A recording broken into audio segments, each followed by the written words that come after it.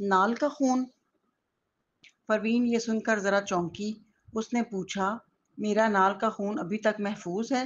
سوہا نے سر ہلایا۔ ہاں، ماں کہتی ہیں کہ اس وقت جب خالہ زمرد یعنی تمہاری ماں نے تمہیں جنم دیا تو انہوں نے ضد کر کے تمہارا نال کا خون بینک میں محفوظ کروایا تھا۔ سچ کہوں تو اس وقت یہ ملک میں اتنی عام بات نہیں تھی اور اسپتالوں میں بھی زیادہ رواج نہیں تھا، بلکہ کافی مہنگا تھا، لیکن وہ بہت بضد تھیں اور کہتی تھیں کہ تمہیں مستقبل میں اس کی ضرورت پڑے گی۔ ماں نے کہا تھا کہ ایسا کبھی نہیں ہوگا، مگر پھر بھی انہیں یہ بات کہنے سے روکا تھا۔ سوہا خود بھی اس وقت حیران رہ گئی تھی جب یہ بات اپنی ماں سے سنی تھی۔ نال کا خون محفوظ کرنا بس ایک طرح کی انشورنس تھی۔ کوئی بھی یہ دعا نہیں کرتا تھا کہ اس کی ضرورت پڑے، کیونکہ اگر کبھی یہ کام آتا تو اس کا مطلب ہوتا کہ انسان کو خون کی کوئی سنگین بیماری ہے۔ تو پھر پروین کی ماں نے اس وقت ایسی بات کیوں کہی تھی؟ سوہا یہ سوچ رہی تھی کہ اس نے پروین کی آنکھوں کو چمکتے دیکھا۔ اس کے ہونٹوں پر ہلکی سی مسکراہٹ آئی اور اس نے کہا، کتنی عجیب بات ہے، مجھے تو واقعی اس کی ضرورت ہے۔ سوہا دنگ رہ گئی۔ اچانک اس کی آنکھیں بھیگ گئی اور اس نے کہا، پروین، کیا یہ مطلب کہ تم اب اس پر راز کھل رہا تھا کہ پروین اتنی کمزور کیوں ہو گئی تھی، ہمیشہ تھکی تھکی کیوں رہتی تھی، اس کا چہرہ کیوں اتنا زرد تھا، جیسے اس کا سارا خون نکل گیا ہو، کیا اسے واقعی کوئی خون کی بیماری تھی؟ لیکن پروین نے کہا، میں بیمار نہیں ہوں، بس مجھے اس کی ضرورت کسی اور کام کے لیے ہے۔ سوہا ابھی کچھ سمجھ ہی نہیں پائی تھی کہ پروین نے موبائل اٹھایا اور للی کو کال کی۔ اس نے پوچھا، کہاں ہو؟ للی نے جواب دیا، میں تمہارے آپریشن شیڈول کا بندوبست کر رہی ہوں، کچھ ایسے تھے جو میں کر سکتی تھی تو میں نے وہ تمہارے لیے سنبھال لیے۔ کیا ہوا؟ پروین نے کہا، وقت نکال کر کیلیفورنیا جاؤ، ہسپتال سے میرا نال کا خون لو اور پھر ایک ڈی این اے ٹیسٹ اور کرو۔ للی، تمہارا نال کا خون اب بھی موجود ہے؟ او خدایا، تمہاری ماں واقعی کمال کی عورت تھی، کیا انہیں پہلے ہی اندازہ تھا کہ تمہیں یہ چاہیے ہوگا؟ پروین نے آنکھیں سکیڑ لی، شاید، ورنہ زمرد اس وقت اتنی ضد کیوں کرتی؟ اسے لگتا تھا کہ ماں کے ہر قدم کے پیچھے کوئی خاص مقصد چھپا ہے۔ اسے پولیس اسٹیشن میں فرشاد کی باتیں بھی یاد آئیں۔ کیا اس کی ماں واقعی اس نام نہاد خفیہ تنظیم کے ساتھ جڑی ہوئی تھی؟ اور کیا وہ ان کے انسانی تجربات میں شریک بھی رہی تھی؟ یہ سوچ کر پروین کی آنکھیں ٹھنڈی ہو گئیں اور لہجہ بھی سخت ہو گیا۔ اس نے کہا، جلدی جاؤ۔ للی نے فوراً سنجیدگی سے جواب دیا، ٹھیک ہے، میں فوراً نکلتی ہوں، کل تک بالکل نیا ڈی این اے ٹیسٹ تمہارے پاس ہوگا۔ ٹھیک ہے۔ پروین نے فون بند کر دیا، پیشانی کو مسلا اور اپنی جھنجھلاہٹ کو دبایا۔ پھر اس نے سوہا کی طرف دیکھا۔ وہ کچھ کہنے ہی والی تھی کہ اچانک ایک آواز آئی، پروین، تم جاگ گئی؟ اوہ، پروین کی چھوٹی کزن بھی یہاں ہے۔ وہ دونوں ایک ساتھ پلٹیں تو باہر سے لوئس اندر آتا نظر آیا۔ اس کے سنہری بال چمک رہے تھے اور اس کی آنکھوں میں سوہا کو دیکھتے ہی روشنی آ گئی تھی، لیکن سوہا کا حال ایسا تھا جیسے بلی کو دیکھ کر چوہا سہما ہوا ہو۔ اس نے پروین کی طرف شکایتی انداز میں دیکھا اور کہا، پروین، کیا تم نے کہا نہیں تھا کہ وہ یہاں نہیں ہوگا؟ پروین اس سے پہلے کہ وہ کچھ کہتی، لوئس قریب آ گیا۔ اس نے کہا، ہاں، میں نے بھی سوچا تھا کہ آج رات واپس نہیں آؤں گا، لیکن لوسی نے مجھے فون کیا اور بتایا کہ پروین پوچھ رہی تھی کہ میں گھر پر ہوں یا نہیں، تو میں نے طلال کی دعوت بھی ٹال دی اور خاص تمہارے لیے واپس آیا۔ پروین کچھ بولنے ہی والی تھی کہ سوہا جلدی سے کھڑی ہوئی اور کہا، پروین، مجھے یاد آیا کہ مجھے ایک مقالہ لکھنا ہے، بہت ضروری، تو میں چلتی ہوں۔ ماں تمہارے لیے فکر مند تھی، لیکن اب جب دیکھ لیا کہ تم ٹھیک ہو تو ہمیں تسلی ہے۔ یہ کہہ کر وہ فوراً باہر بھاگ گئی۔ اگر کوئی تمہیں تنگ کرے تو ہمیں بتانا، میں چلتی ہوں۔ پروین سوہا سے بات کرنا چاہتی تھی مگر وہ تو بھاگ گئی۔ وہ اسے رخصت کرنے آگے بڑھی ہی تھی کہ لوئس نے کہا، تمہیں یہ سب کرنے کی ضرورت نہیں، میں اسے چھوڑ آتا ہوں۔ یہ کہہ کر وہ سوہا کے پیچھے بھاگا اور بولا، پروین کی چھوٹی کزن، آؤ میں تمہیں ہسپتال چھوڑ دیتا ہوں۔ پروین کی چھوٹی کزن، آؤ میں تمہیں ہاسٹل چھوڑ دیتا ہوں۔ سوہا کی گھبرائی ہوئی آواز سنائی دی، نہیں، ضرورت نہیں۔ لوئس نے ضد کی، ایسا کیوں؟ آؤ گاڑی میں بیٹھو۔ سوہا، ہم دونوں اتنے قریب نہیں ہیں، میں ٹیکسی لے لوں گی، شکریہ۔ لوئس کی چھیڑنے والی آواز آئی، کیوں نہیں قریب ہیں؟ تم نے تو میرا پہلا بوسہ لیا تھا۔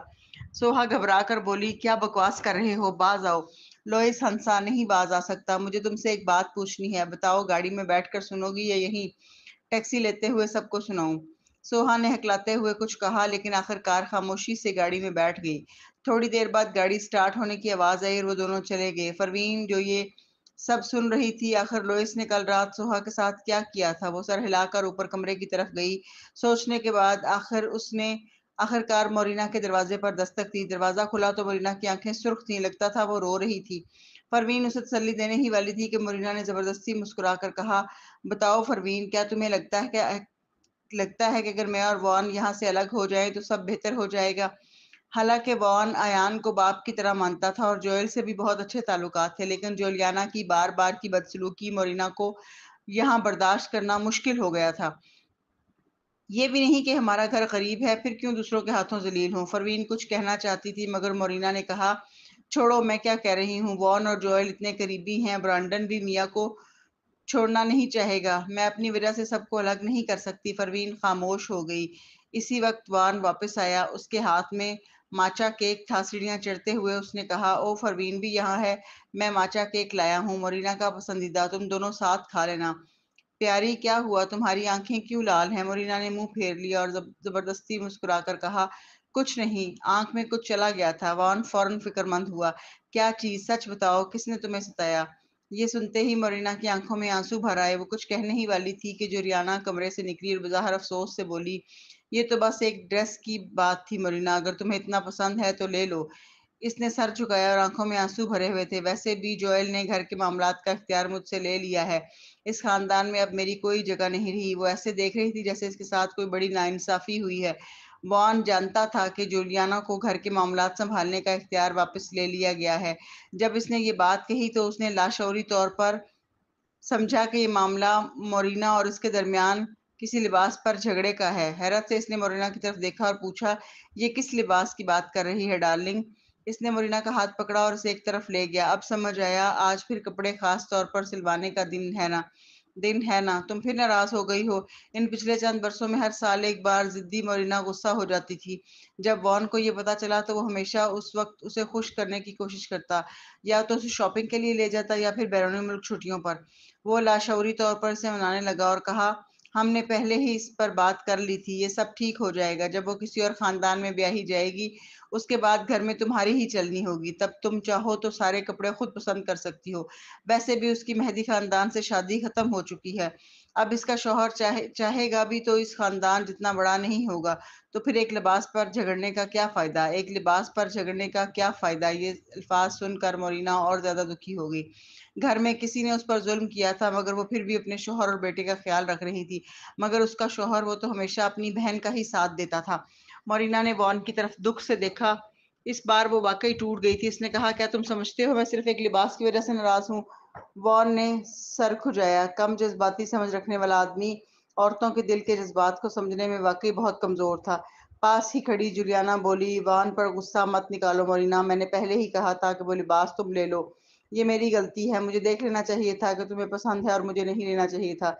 इसके ये मुनाफिकाना अल्फाज सुनकर मोरिना इतनी दंग रह गई कि कुछ बोल ही ना सकी। मगर वॉन ने वाकई उसकी बात पर यकीन कर लिया। वो जुलियाना के पास गया और बोला, चूंकि तुम इतनी बड़ी दिल की हो तो फिर मैं कल तुम्हें नए कपड़ों की शॉपिंग के लिए ले जाऊंगा। ठीक है, जुलियाना ने मुस्कुराकर कहा। वॉन, अगर तुम यूं कहोगे तो तुम बहुत ही लिहाज कर रहे हो। हम खानदान वाले हैं, मुझे कभी कभी मोरिना को मान ही लेना चाहिए। तुम वाकई सब समझदार हो। मरीना से नाराज मत होना। परवीन ने जुलियाना की तरफ देखा। वो उसके इस दोगले रवैये को अब कोई हैरत की बात नहीं समझती थी। उसे तो ये सब कुछ बस हंसी के लायक लग रहा था। मगर मोरिना गुस्से से आग बगोला हो गई। साफ तौर पर जुलियाना ने उसका लिबास छीना था और अब उल्टा वही खुद मजलूम बनकर सामने आ रही थी। उसकी आंखें सुर्ख हो गई और वो गुस्से से चिल्लाई, वॉन स्मिथ! वॉन फौरन पीछे हटा और घबरा कर बोला, प्यारी, क्या हुआ? वो लिबास अब तो तुम्हारा है, फिर भी क्यों नाराज हो? मोरिना के सीने में गुस्से से सांस उतरने चढ़ने लगा। इसने जुलियाना को घूर कर देखा। तुम वाकई बहुत चालाक हो। जुलियाना ने सर झुकाकर कहा, क्या तुम अभी भी नाराज हो मोरिना? ऐसा करो, मैं अपने सारे मुंतखब करदा कपड़े तुम्हें दे देती हूँ। वॉन ने फौरन हाँ में सर हिलाया। हाँ बिल्कुल, देखो मोरिना, जुलियाना तो पहले ही मान गई है। जैसा कहते हैं ना कि घर की खुशी खुशहाली लाती है, तो अब बात खत्म कर देते हैं। मोरिना इतने गुस्से में आ गई कि बोला ही ना गया। उसकी उंगली कांप रही थी जब इसने जुलियाना की तरफ इशारा किया, फिर वॉन की तरफ। तुम्हें उस पर यकीन है, मुझ पर नहीं? वॉन ने सर खुजाया। नहीं, ये बात यकीन या शक की नहीं है। ہم تو بس کپڑوں پر بات کر رہے تھے پیاری، یہ کیسے بات یقین کی طرف نکل گئی؟ تم نے مجھے بالکل الجھا دیا ہے۔ جولیانا نے سانس بھری۔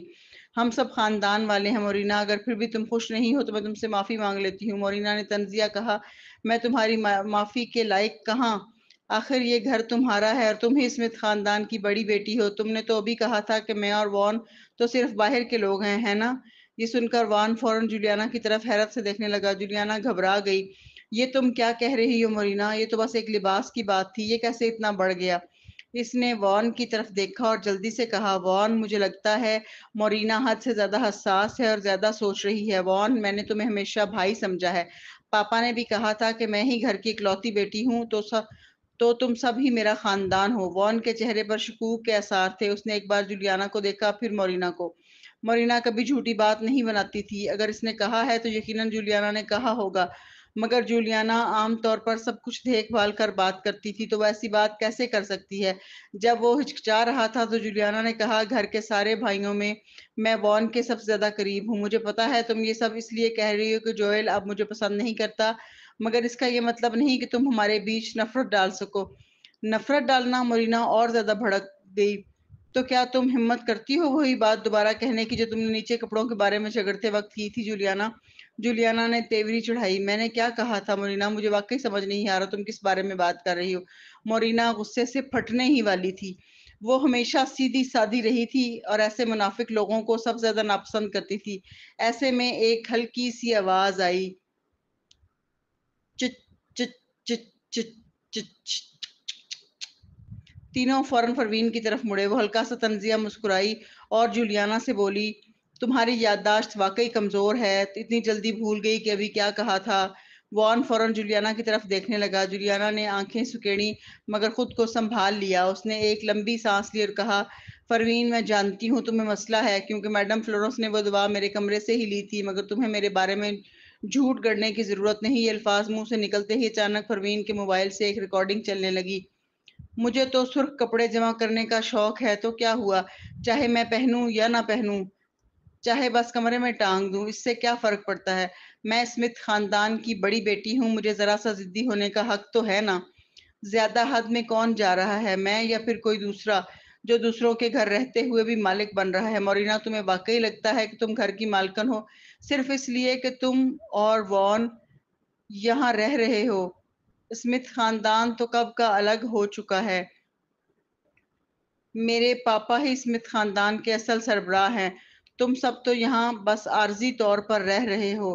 جوئل بھی پاپا کا گود لیا ہوا بیٹا نہیں ہے، میں ہی پاپا کی واحد قانونی بیٹی ہوں۔ تم سب مجھے تنگ کرتے ہو کیونکہ پاپا بیمار ہیں اور مجھے کوئی بچانے والا نہیں ہے۔ جولیانا نے گھبراہٹ سے بھویں اچکائیں اور دائیں بائیں دیکھنے لگی۔ جولیانا کی آواز سب کے سامنے صاف سنائی دے رہی تھی۔ پروین نے طنزیہ انداز میں لبوں کو خم دیا اور جولیانا کی طرف حقارت سے دیکھا۔ کیا واقعی وہ سمجھتی تھی کہ پروین اسے اسمتھ فیملی میں اتنی آزادی سے بدتمیزی کرنے دے گی؟ تو یہ اس کی بھول تھی۔ پروین نے ابھی کچھ نہیں کہا تھا کیونکہ یہ ریکارڈنگ ہی کافی تھی کہ اسمتھ بھائیوں کے سامنے اس کا اصلی چہرہ بے نقاب ہو جائے۔ ریکارڈنگ چلنے کے بعد پورا دوسرا فلور خاموش ہو گیا۔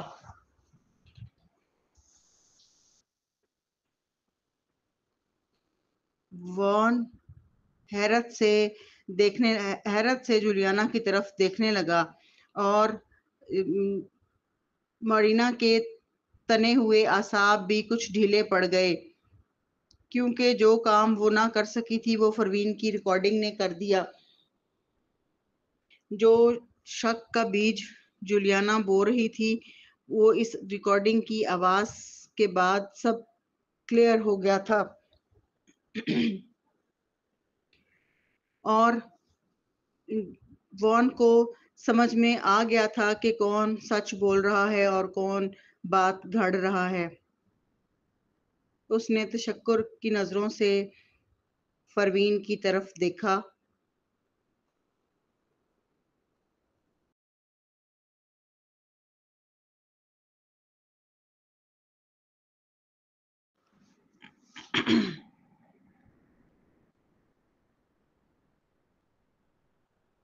वॉन ने जूलियाना की तरफ बेयकीनी से देखा क्योंकि जूलियाना की आवाज साफ सुनाई दे रही थी। वॉन ने कभी सोचा भी नहीं था कि उसकी नरमी और शाइस्तगी के पीछे वो उसकी बीवी से ऐसे अल्फाज बोल सकती है। इसने मोरिना की तरफ देखा। पहले इसे हमेशा लगता था कि इसकी बीवी का मिजाज खराब है और वो समझदार नहीं है, ना ही आजिज़ी जानती है। आखिर वो अपने खानदान में एक नाज़ों पली हुई शहजादी है, लेकिन इस वक्त इसकी आंखें लाल थीं और साफ जाहिर था कि वो बहुत ज्यादा जुल्म सहती आई है। हाँ, अगरचे इसकी बीवी का मिजाज तेज था, मगर वो हमेशा खरी और साफ गो थी। अगर उसे इतना न दबाया जाता तो वो कब लड़ाई झगड़े पर उतरती। मोरिना को लगा कि ये मामला भी हमेशा की तरह खत्म होगा और वॉन समझेगा कि वही गलत है, मगर आज हालात पलट गए थे। इसने हैरत और तशक्कुर की नजरों से परवीन की तरफ देखा। इसकी आंखें दोबारा नम हो गईं। वो लरजती हुई आवाज में वॉन से बोली, तुमने सुना? क्या ये महज एक कपड़े की बात है? वॉन का दिल दुख से भर गया। उसका चेहरा बदल गया। वो फौरन मोरिना के पास आया और जूलियाना की तरफ गुस्से से देखते हुए बोला, जूलियाना, तो ये है तुम्हारा असल चेहरा। जूलियाना ने होंठ काट कर वजाहत देना चाही, वॉन मैं, लेकिन वॉन ने उसे रोक दिया।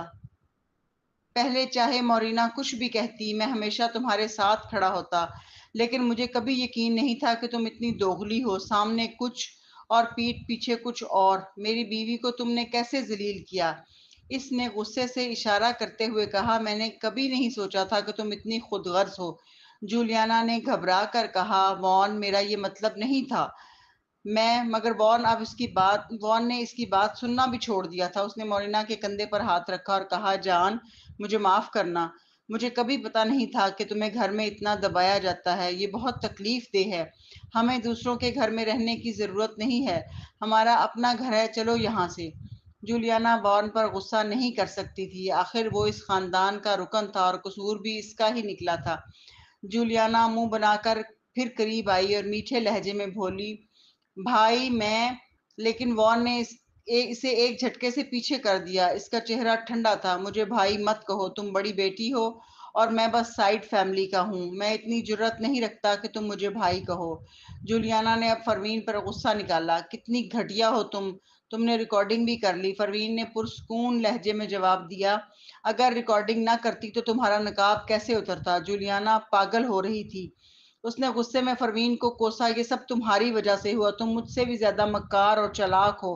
परवीन ने उबरू उठाकर कहा, तो? जूलियाना चीखी, हाँ, मैं पराई हूँ, मेरा खून नहीं मिलता, इसीलिए तुम सब लोग मेरे खिलाफ हो। लेकिन परवीन, तुम भी इतनी मुअज़्ज़ज़ नहीं हो। तुम एक नाजायज बेटी हो। तुम्हारी माँ ने दो भाइयों को बहकाया था। तुम्हें क्या इज्जत मिलेगी? चुपाड़! परवीन ने इसे जोर से थप्पड़ मारा। जूलियाना दंग रह गई। परवीन की आंखों में शदीद गुस्सा था। वो पीछे हटी और कांपती आवाज में बोली, मारा तुमने मुझे मारा? परवीन ने अपने हाथ झाड़ते हुए सर्द लहजे में कहा, मेरी माँ का जिक्र करने के तुम काबिल नहीं हो। जूलियाना के होंठ कांपने लगे, मगर वो मजीद कुछ कह न सकी। उसी लम्हे उसने गरूर से कहा, ठीक है, तुम सब बाहर निकलो। ये मेरा घर है, मैं इस खानदान की मालिक हूँ। तुम सब बस बाहर वालों के बच्चे हो। वॉन गुस्से में बोला, ये मेरा फैसला है कि कहाँ रहूं। तुम कौन होती हो मुझे निकालने वाली? जूलियाना गुरूर से बोली, मैं इस खानदान की मालकन हूँ। ये घर मेरे बाप का है। तुम सब बाहर निकलो। इसी वक्त पीछे से एक ठंडी आवाज आई, मेरे ख्याल में यहाँ से जाने वाली तुम हो। सबने पलट कर देखा। जोएल ऊपर आ रहा था, काले सूट में, ठंडे और संजीदा चेहरे के साथ। जुलियाना फौरन चुप हो गई। बचपन से वो सबसे ज्यादा इससे डरती थी। जोएल ने सख्त लहजे में कहा, जुलियाना, तुमने बहुत मायूस किया। अंकल अयान ने तुम्हें कैसे पाला? फिर उसने हुक्म दिया, लूसी, जुलियाना का सामान पैक करो, इसे नवाही विला में ले जाओ, ये वहीं रहेगी। लूसी ने पूछा, क्या सिर्फ गर्मियों के कपड़े ले जाऊं? जोएल ने सर्द लहजे में कहा, साल में 4 मौसम होते हैं, सब ले जाओ। यानी जूलियाना को हमेशा के लिए वहां भेज दिया गया। जूलियाना घबरा कर चीखी, जोएल भाई, तुम मुझे यूं नहीं निकाल सकते, मैं डैडी की बेटी हूँ। अगले दिन परवीन को लिली का पैगाम मिला। ڈی این اے رپورٹ آ گئی ہے۔ اسمتھ ولا مضافات میں واقع تھا۔ یہ 3 منزلہ عمارت تھی اور ہر منزل تقریباً 100 مربع میٹر کی تھی۔ جولیانا ڈرائنگ روم میں بیٹھی اپنی مٹھیاں سختی سے بھینچ رہی تھی جبکہ نینی اس کا سامان کھول رہی تھی۔ اس نے نیچی منزل کی طرف دیکھا اور پھر ہال کے آخر میں موجود ڈرائنگ روم پر نظر ڈالی۔ اس کے دل میں شدید غصے کی لہر تھی۔ وہ اچانک کھڑی ہوئی اور لوسی سے کہا جو اس کا سامان کھولنے میں مدد کر رہی تھی، یہ جگہ بہت چھوٹی ہے، جوئل سے کہو مجھے کہیں اور لے جائے۔ لوسی نے اس کی طرف دیکھنے کی بھی زحمت نہ کی اور دوسروں کو اس کے کپڑے اوپر لے جانے کا حکم دیتی رہی۔ مس جولیانا، میرا خیال ہے کہ آپ کو اب ڈرامہ کرنا چھوڑ دینا چاہیے۔ کیا آپ واقعی سمجھتی ہیں کہ آپ یہاں چھٹیاں گزارنے آئی ہیں؟ جولیانا طنزیہ ہنسی۔ چاہے چھٹیاں نہ بھی ہوں، میں اب بھی اسمتھ فیملی کی بڑی بیٹی ہوں۔ جوئل تمہیں مجھے دبانے نہیں دے گا، ٹھیک ہے؟ لوسی نے ہونٹ بھینچتے ہوئے کہا، جی ہاں، آپ بڑی بیٹی ہیں، لیکن مسٹر جوئل نے مجھے ہدایت دی ہے کہ آپ کو فی الحال گھر جانے کی اجازت نہ دوں۔ آپ کو یہاں اپنے رویے پر غور کرنا چاہیے۔ جولیانا کا چہرہ سرخ ہو گیا۔ اس نے مٹھیاں سخت کی اور مدھم آواز میں کہا، جوئل سے کہو میں اپنی غلطی مانتی ہوں۔ پاپا اب بھی اسپتال میں ہیں۔ میرے لیے اس مضافاتی علاقے میں رہنا مناسب نہیں، مجھے واپس جانے دو۔ لوسی نے سر جھکا لیا۔ ٹھیک ہے، میں آپ کا پیغام پہنچا دوں گی، لیکن یہ کہتے ہوئے اس نے منہ موڑ لیا اور ہونٹ بھینچ لیے۔ جولیانا کو یہ سن کر سکون ملا اور وہ اوپر کمرے میں چلی گئی۔ اس نے ماسٹر بیڈ روم کا جائزہ لیا، اگرچہ یہ مینر والے کمرے سے موازنہ نہیں کر سکتا تھا، لیکن صاف ستھرا اور گزارے لائق تھا۔ اس نے کپڑے بدلے اور نیچے جانے ہی والی تھی کہ اس نے کسی کو کہتے سنا، لوسی، کیا واقعی آپ اس کا پیغام مسٹر اسمتھ تک پہنچائیں گی؟ لوسی نے طنزیہ مسکراہٹ کے ساتھ کہا، کیا اس نے ابھی کچھ کہا تھا؟ مجھے تو کچھ سنائی نہیں دیا۔ دیگر ملازمین نے بھی سر ہلایا۔ جی ہاں، ہمیں بھی کچھ سنائی نہیں دیا۔ جولیانا، یہ نافرمان نوکر اس پر حاوی ہو رہے تھے۔ وہ آگے بڑھ کر انہیں ڈانٹنے ہی والی تھی کہ لوسی نے اسے دیکھ لیا۔ اس نے ہاتھ ہلایا۔ اچھا، چونکہ مس جولیانا یہاں ہیں، ہم اب چلتے ہیں۔ ہاں، آپ کا بینک کارڈ بھی عارضی طور پر منجمد کر دیا گیا ہے، لیکن فکر نہ کریں، فریج میں کھانے کا سامان موجود ہے۔ میں باقاعدگی سے روزمرہ کی چیزیں بھجوا دوں گی۔ یہ کہہ کر وہ بغیر رکے چلی گئی۔ جولیانا نے پہلے زیادہ سوچا نہیں، لیکن جب اس نے دیکھا کہ باقی سب بھی جا رہے ہیں تو گھبرا گئی اور پیچھے بھاگی۔ تم دونوں بھی جا رہے ہو؟ انہوں نے سر ہلایا۔ جی ہاں، لوسی نے کہا ہے کہ ہم واپس جائیں گے۔ جولیانا نے ارد گرد دیکھا۔ یہ مضافاتی علاقے کا ولا تھا۔ یہاں زیادہ تر لوگ چھٹیاں گزارنے آتے تھے اور فی الحال زیادہ گھر آباد نہیں تھے۔ چاروں طرف سبزہ ہی سبزہ تھا۔ وہ گھبرا گئی۔ اگر تم سب چلے گئے تو میرا کھانا کون پکائے گا؟ دونوں نے کھنگارتے ہوئے کہا، یہ ہمیں نہیں معلوم۔ اوہ، گاڑی جانے والی ہے، ہمیں جانا ہوگا۔ انہوں نے جولیانا کو بتایا اور چلے گئے۔ پورے ولا میں اب وہ اکیلی رہ گئی تھی۔ جولیانا نے ارد گرد دیکھا۔ درخت کی شاخ ٹوٹنے کی آواز نے اسے چونکا دیا۔ اس نے اپنے سینے کو پکڑ لیا۔ وہ گھبراہٹ میں باہر نکلی۔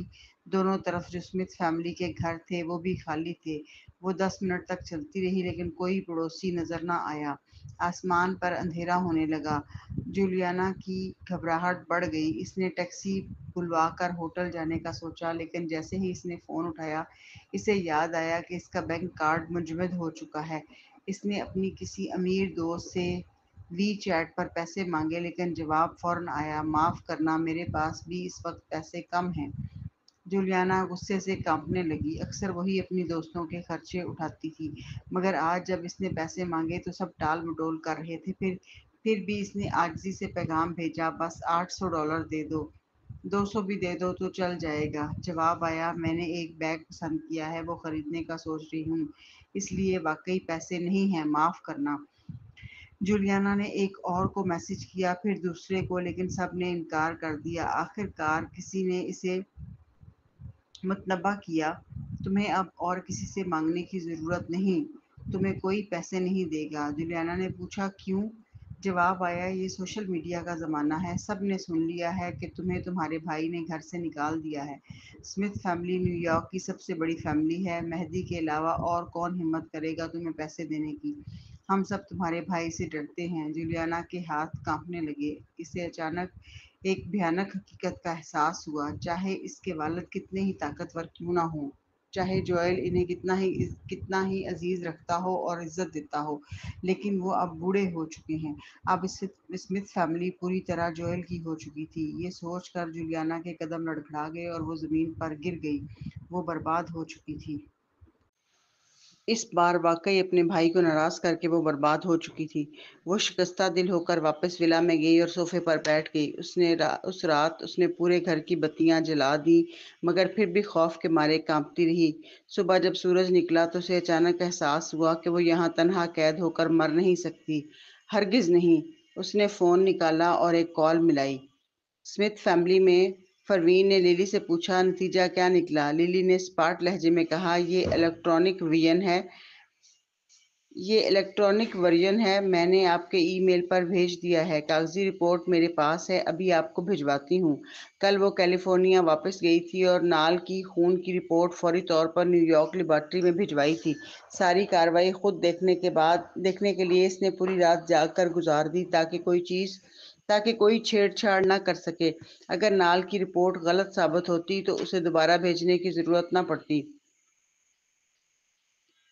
پروین نے آنکھیں سکیڑ کر کھڑکی سے باہر دیکھا۔ اگرچہ وہ پہلے ہی اپنی شناخت کے بارے میں اندازہ لگا چکی تھی، مگر اصل وقت آنے پر اس کے دل میں ایک پیچیدہ سا احساس ابھرا، اس کا باپ۔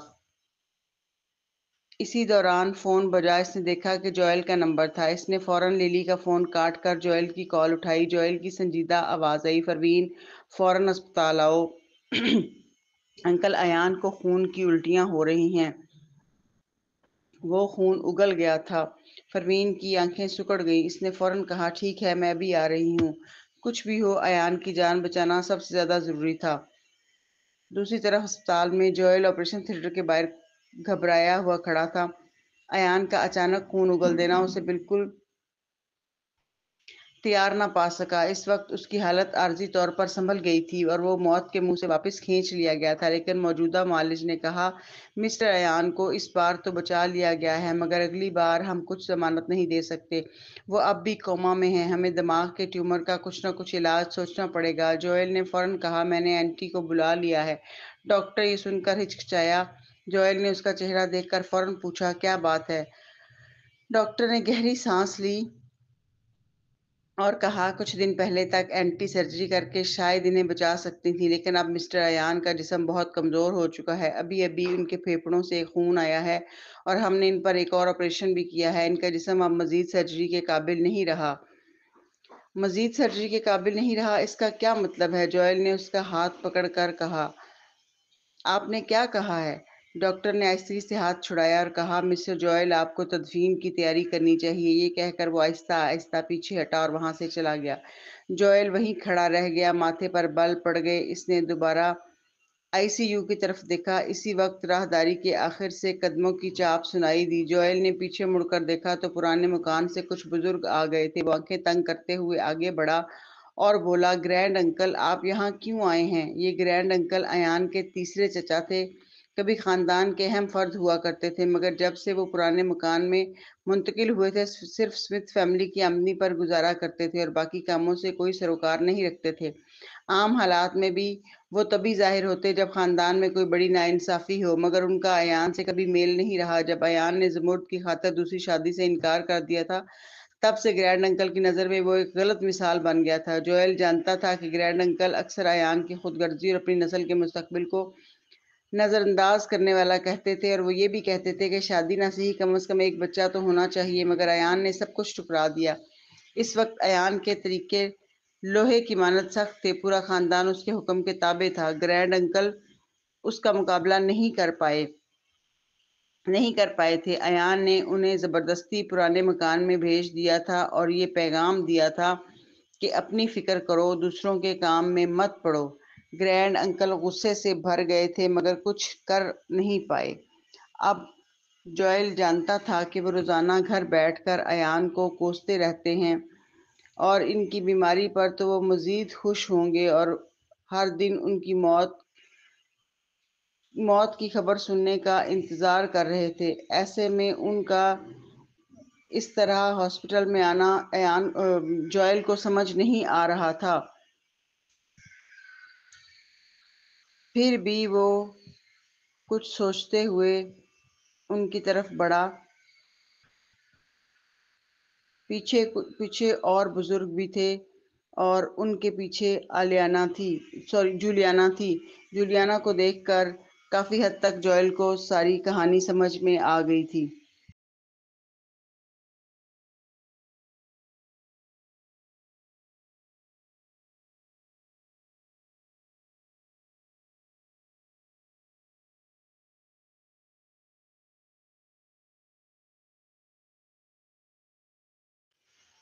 اب یہاں ان کا آنا کچھ اچھا مطلب نہیں رکھتا تھا۔ واقعی اس 80 سالہ شخص نے اپنی چھڑی سیدھی جوئل پر ماری اور چلایا، نافرمان لڑکے، تجھے پتا ہے کہ میں یہاں کیوں آیا ہوں؟ جوئل بے وقوف نہیں تھا، اس نے فوراً وار سے بچتے ہوئے آنکھیں ٹھنڈی کر لی۔ گرینڈ انکل، آپ کا کیا مطلب ہے؟ کیا مطلب؟ اس کے چہرے کی جھریاں مزید گہری ہوں گی اور وہ چلایا، تمہارے انکل ایان ابھی زندہ ہیں اور تمہیں اس کی بیٹی کو گھر سے نکالنے کی جلدی ہے؟ یہ سن کر جوئل کی آنکھیں سکڑ گئیں۔ اس کے پیچھے جولیانا نمودار ہوئی، اس کی آنکھیں لال تھی، سر جھکا ہوا تھا اور وہ خاموشی سے رونے کا ناٹک کر رہی تھی۔ پھر اوپر دیکھ کر روندی ہوئی آواز میں بولی، جوئل بڑے بھائی، مجھ سے غلطی ہوئی، مجھے گھر آنے دو۔ جوئل نے اسے دیکھ کر آنکھیں سکیڑ لیں، اس کے ہونٹوں پر ایک طنزیہ مسکراہٹ آ گئی۔ گرینڈ انکل تو ہمیشہ ایان کے خلاف رہے ہیں، پھر وہ جولیانا جیسی گود لی ہوئی بیٹی کی حمایت کیوں کر رہے تھے؟ اصل میں جب کچھ سال پہلے ایان بیمار ہوا تھا تب گرینڈ انکل نے خفیہ طور پر سازش کی تھی کہ وہ ایان کو بتا کر سمتھ خاندان پر قبضہ کر لیں۔